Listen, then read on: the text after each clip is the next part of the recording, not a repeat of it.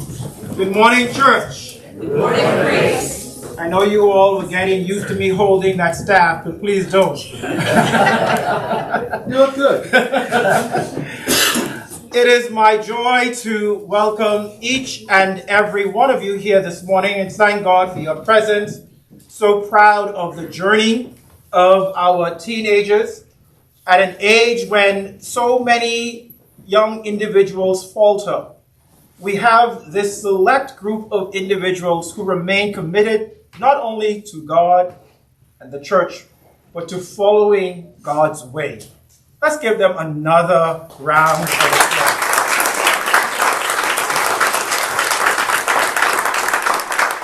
They stuck it through even if they never understood what we were explaining when it came to the Trinity.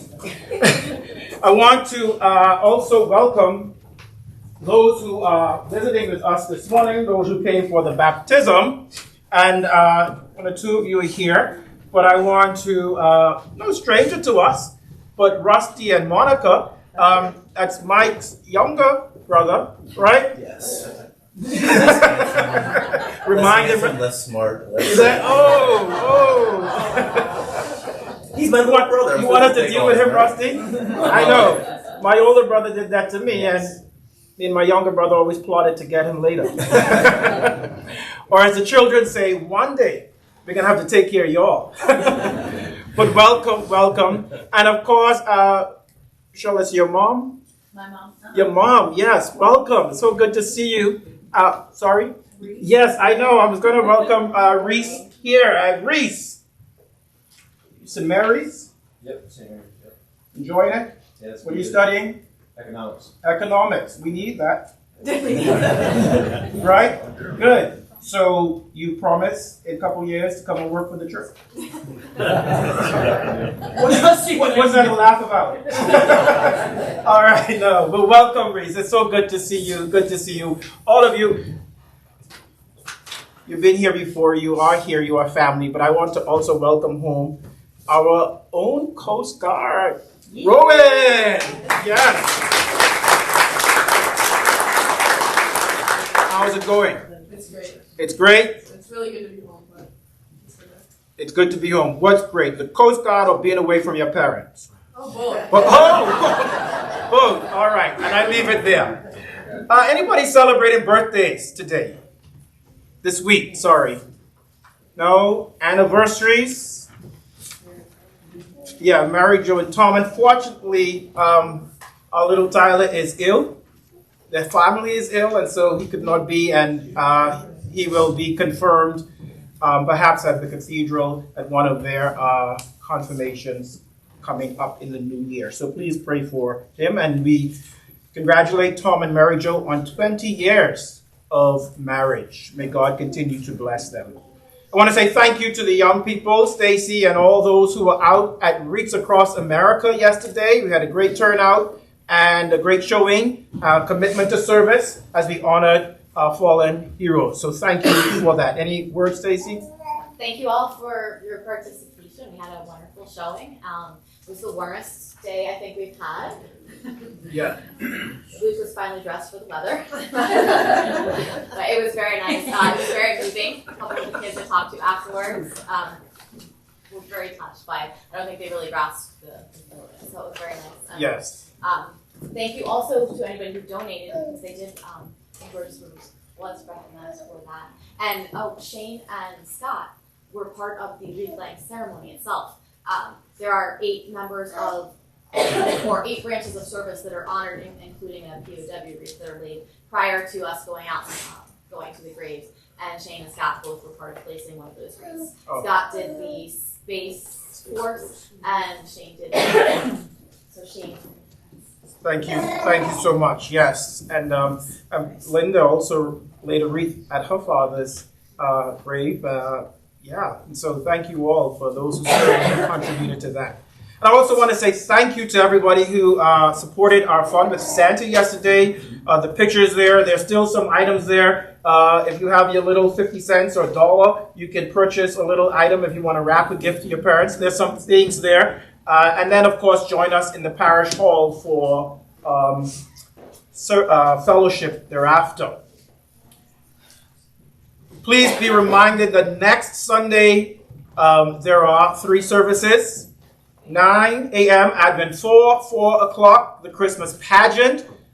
We are going to practice for the Christmas pageant once again right after the 9 a.m. And then at 10 o'clock in the night, we have Eucharist and carols.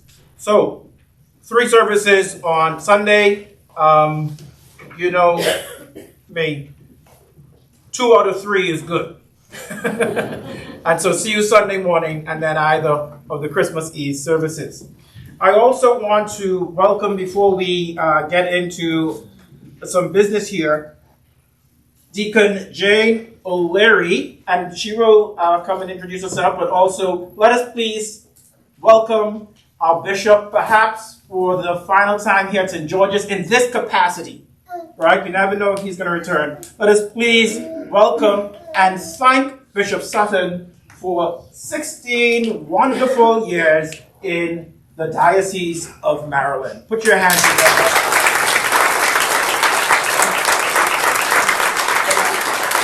It is a bittersweet moment, of course, very hopeful and joyful to welcome Bishop Carey, but there's always, whenever there is loss, there is grief. And so a level of grief as Bishop departs from this active ministry as our diocesan. But as a small token, our Sunday school director, Bishop, would like to present you with something from over the years. Oh my God. So you've been coming to our little church on the hill for a few years now. And 16 years ago when you showed up, we were like, man, this guy is hip and he's cool and we like listening to him. And the kids seem to still like you, so I think you're still hip and cool. Oh my but God. we really thank you. Remember you used to bring your guitar? I remember that. Kids. Well, you paid me more for that. I understand. I totally understand. But thank you for always coming back and visit us, and we really appreciate it. So a little token of our memories of you to hold on to, and congratulations on the next journey, man. Well, thank you. Thank you so much. Thank you.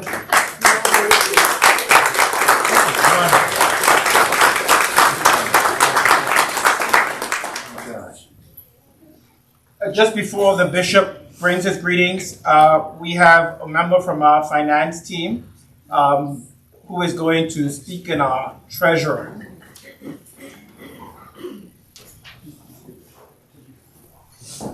Thank you, Marius. Good morning, everyone.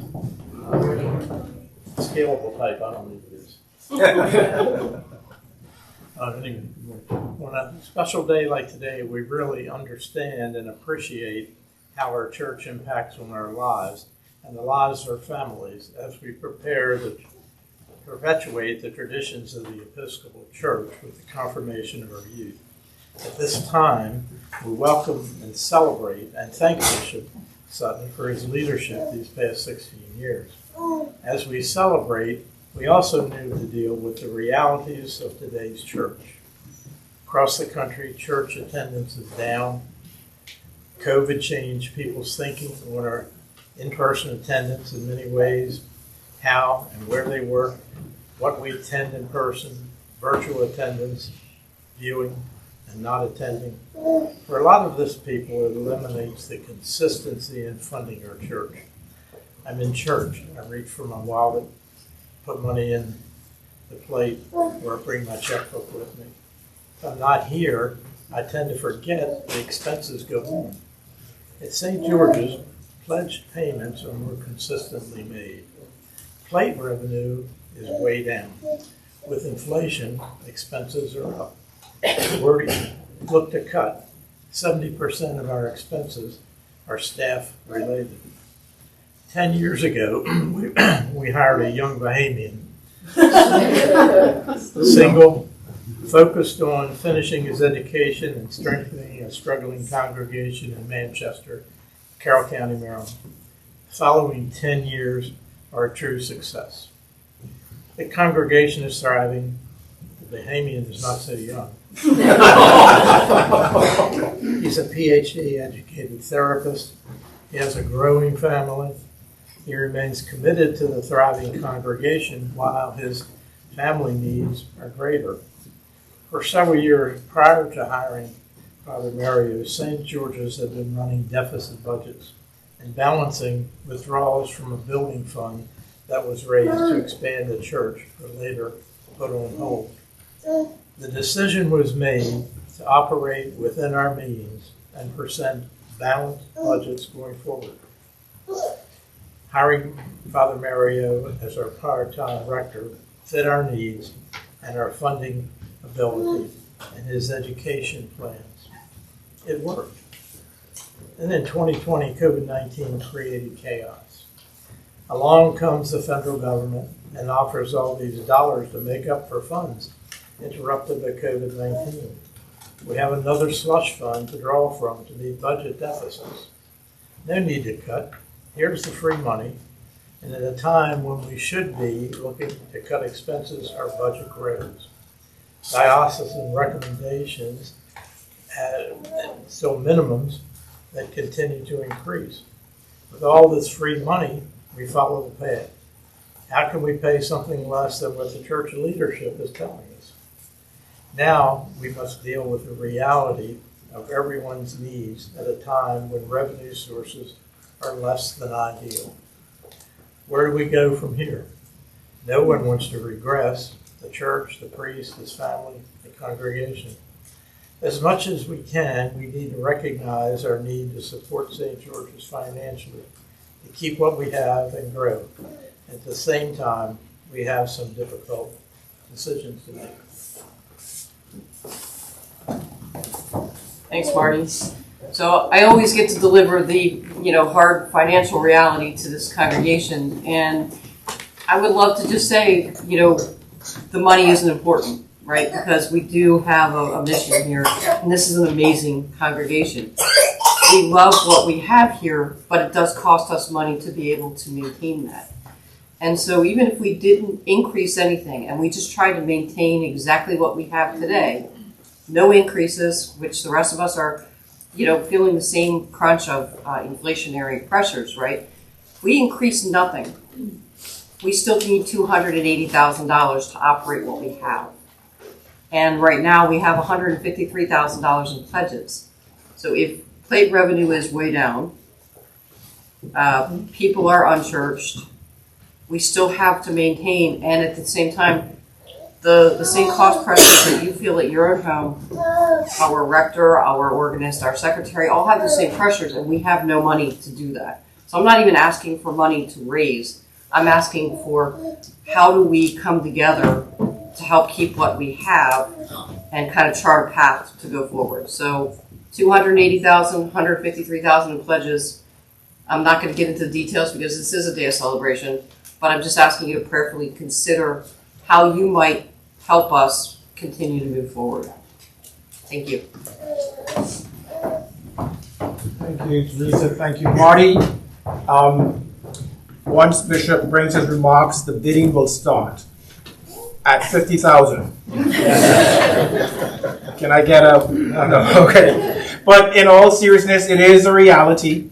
Over the years, there have been no increases, and we've done our best to be as stringent and as tight-fisted with as little, and we believe he who is faithful in little will be faithful in much. And the records are there to prove it. So we do ask that you engage in prayer as we engage in these very trying circumstances, even as your finance committee and your vestry are engaged in strategies to move forward and to help meet some of the demands. We look forward to your support.